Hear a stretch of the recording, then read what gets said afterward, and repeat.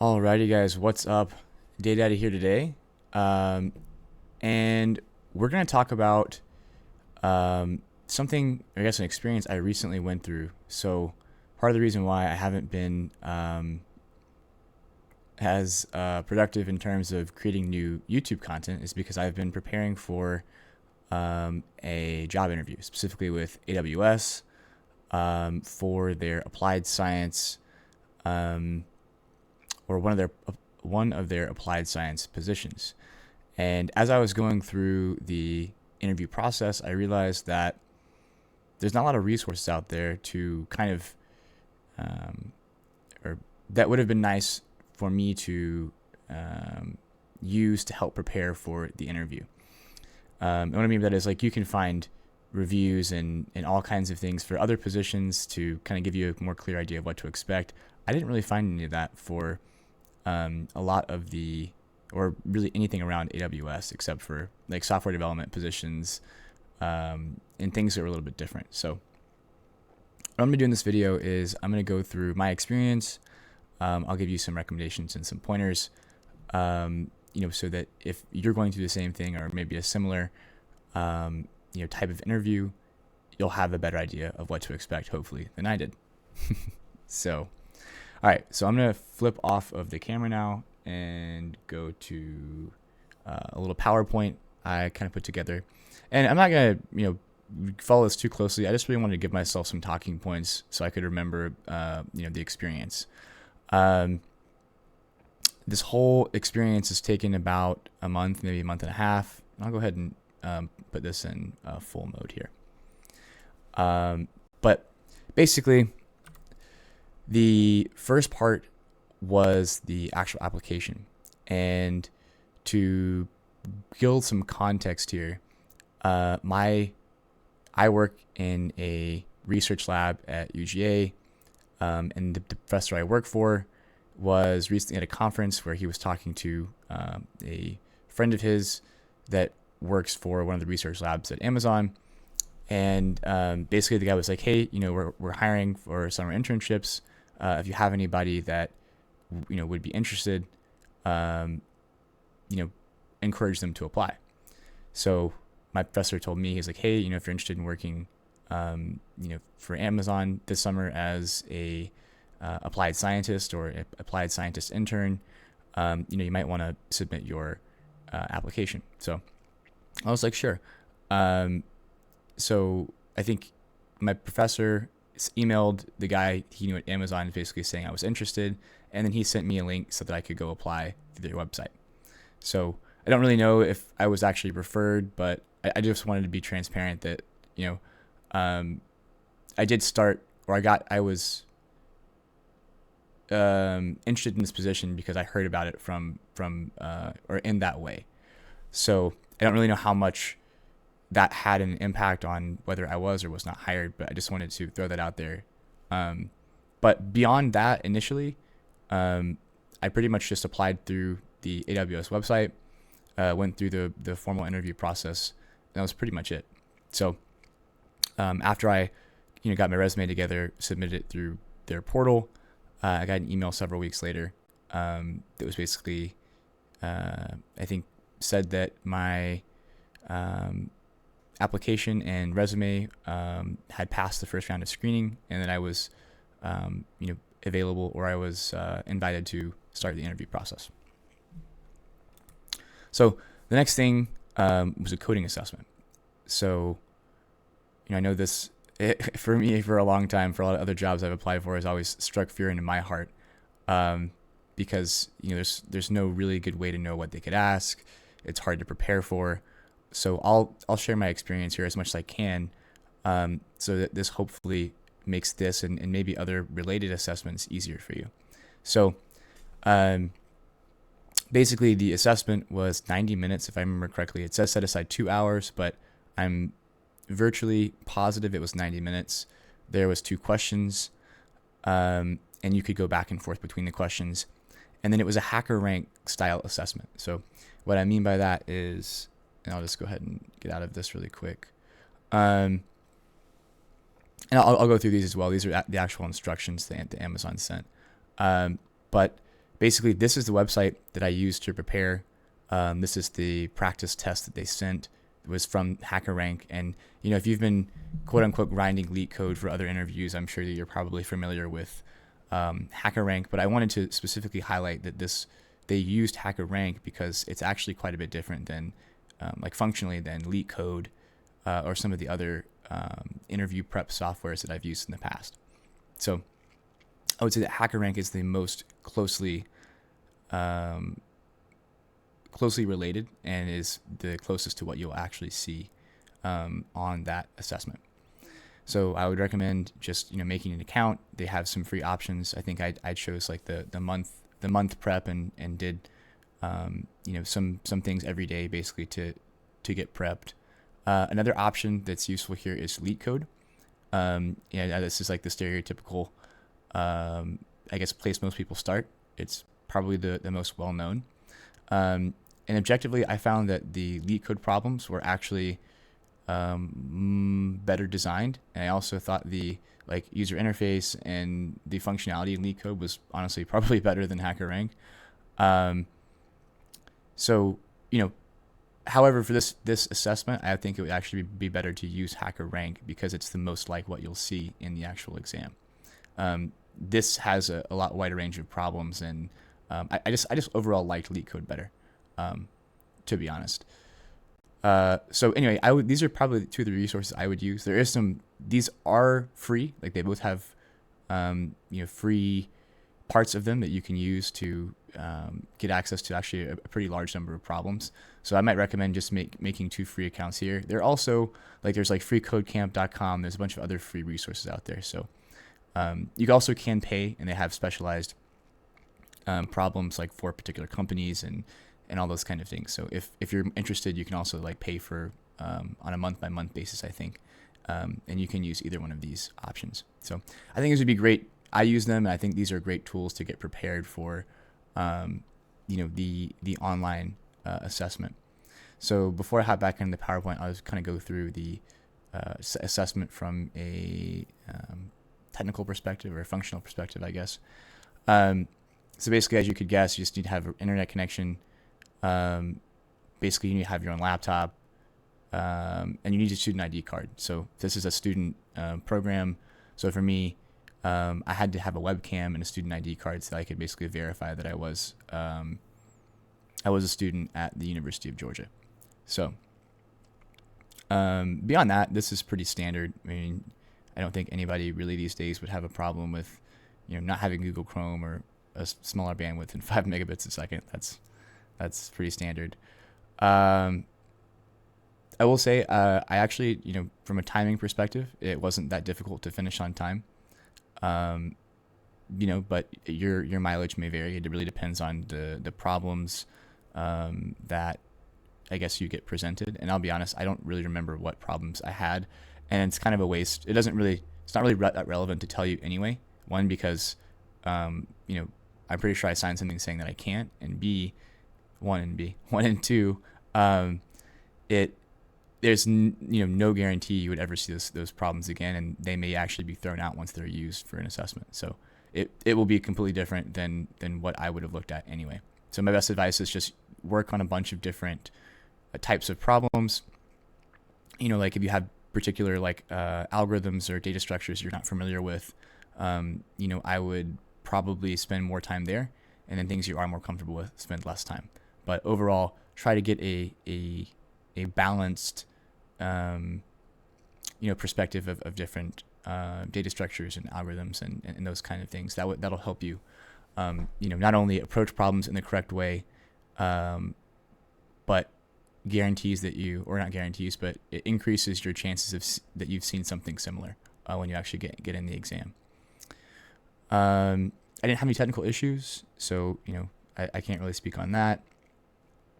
And then after I completed the assessment, I basically just got an email saying that they would let me know about next steps. So, and I also here it almost seemed like it was kind of an automated email that I got pushed through to the next round. So I don't know how, unless you really bomb this assessment, I don't know how it actually factors into going into the next step. So, that may be a recruiting question. If you're going through this process, I don't really know.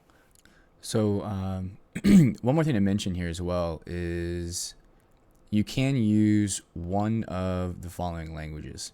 So, let's see, the coding assessment includes a coding section using C, C++, C#, Go, Java, JavaScript, Kotlin, Objective-C, Python, R. So you've got a lot of options here. You can, really select whatever, your most comfortable language is.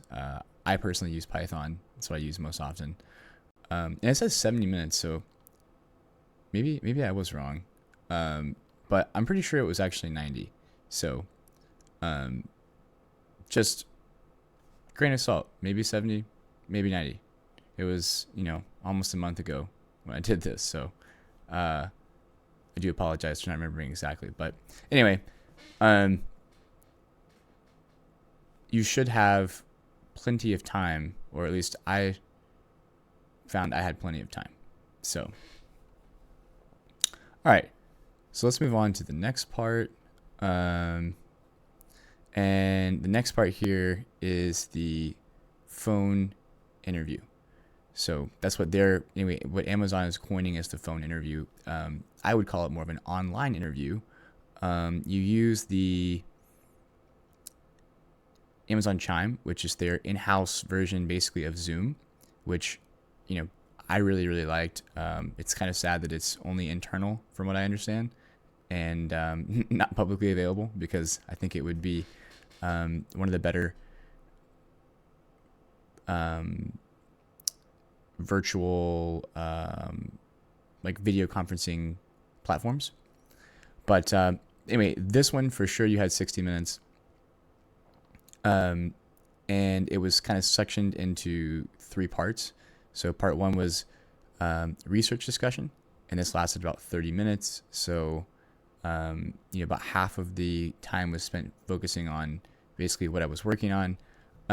So in just context, I'm a PhD student at UGA, so I have several different areas of research that I work on, and basically the way that this was structured is they started asking me to describe my current research, and then they started asking questions about different parts of it, and about the different models I was using and how I collected data, and how I was evaluating my results, and all of those kind of things to build a picture of what models I was comfortable with, what I wasn't so comfortable with, and then also asked me to extrapolate. So talk about parts of the research I had not yet done and how I would approach those, and what I might tweak going forward to get better results, or to improve the particular downstream tasks I was working on. So it was a pretty good discussion, I thought, and I thought it allowed for a lot of let me just make this big. Sorry guys, I didn't realize I had left that out. But basically, my advice here would be to, I guess, as a PhD student, or really a master's student, or whatever, you should be pretty familiar with your research already. So that's actually, I think, a really good way to, discuss machine learning, deep learning, AI concepts in a way that you're already comfortable. So I really like that part of the interview. And the only thing I would say here is just make sure that you can expand. You know how to talk about your research and kind of, I guess extrapolate is the best word I can really use, but be able to talk about why it doesn't work currently, why it might work, how could you change it? How could you make it better? What other models could you possibly use? Those kind of things. So, because those were the questions that they asked, especially towards the end, that I think were most important. The second part was the behavioral questions, and that was about 15 minutes, so about a quarter of the overall interview. And these are pretty standard. This is two questions specifically, is the number of questions I was asked, but they were very standard things like, name a time when you had a difficult moment with a coworker. What was it? How did you resolve it? Those kind of things. So, for privacy reasons, I'm not going to say the exact questions that they used. I don't step on any toes, and I don't really know the legality, so I'm just going to omit that. But the reality is, it doesn't really matter, because there's a very low likelihood that you would be asked the same ones. I will say the behavioral questions would be good to answer in terms of Amazon's key leadership principles. They have like 20 or 30 different leadership principles. So when you answer the questions, you should try to keep those principles in mind, and then pick topics or stories or whatever about your life, your research, your job that kind of showcase those. And what seemed to work really well for me is I took about 10 different instances, or 10 or 15 different, I don't want to say generic instances, but instances from my work and in my life that could kind of be molded and morphed into at least several different types of questions. And then I basically went online and found some generic standard interview questions, and then made sure I can answer those. And then I used ChatGPT to kind of go through and give me some more tailored questions around specifically like deep learning, about like software, like the software side, scientist side, like geared more towards the actual job description. So that was helpful as well to kind of get some of those ideas and practice kind of answering those questions, to anticipate maybe what a real interviewer might be asking. So that seemed to work very well. I was pretty comfortable answering these questions, so that that's the way I would approach, or I would recommend approaching it. It seemed to work well. Part 3, 15 minutes at the very end. It was a live coding assessment, and if you've done technical interviews, or had a lot of experience doing these, that this is a very difficult thing to do. At least for me, anyway. It always has been. It's hard to, on the spot, on the fly, think about how you would do something, how you would realistically solve the problem in real time. So for this, I would say it really wasn't as bad as I expected it to be. It was a fairly simple question. In fact, there was a little bit of a miscommunication in the beginning between the interviewer and I was trying to solve an actually more difficult problem, and then kind of by default, I solved the problem that he was asking for. So I did actually go a little bit over time here. I think I used about 20 minutes instead of 15 minutes, but really the main thing here is about your approach. You want to, I guess, whenever you're preparing, you want to talk through why you're coding certain problems. So like what was helpful for me was whenever I was using HackerRank or LeetCode or whatever I was